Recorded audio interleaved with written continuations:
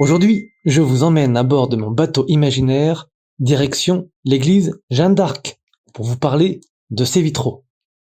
Les magnifiques vitraux que vous pouvez observer lorsque vous êtes à l'intérieur de l'église Jeanne d'Arc datent des années 1520-1530. Ils sont au nombre de 13 et proviennent tous de l'ancienne église Saint-Vincent, détruite pendant la Seconde Guerre mondiale, une bombe ayant explosé en son centre. En effet, quelque temps avant le début de la guerre, les vitraux avaient été démontés et soigneusement mis à l'abri.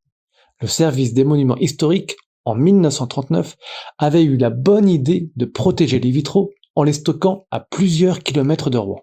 C'est seulement en 1979 que la beauté de ces vitraux a pu rejaillir grâce à la construction de l'église Jeanne d'Arc sur la place du Vieux-Marché.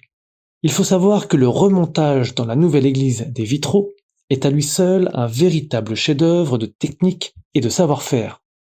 La structure en aluminium qui les enchâsse n'a pu être réalisée que sur mesure et à la main, au prix de très nombreuses heures de travail.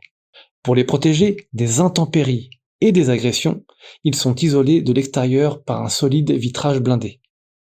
Pour assurer leur conservation et éviter l'altération des couleurs au fil du temps, un ingénieux système de ventilation maintient entre le blindage et le vitrail un degré d'humidité et de température en harmonie avec ses paramètres à l'intérieur de l'église. Toujours à propos de ces vitraux, j'ai un petit jeu pour vous.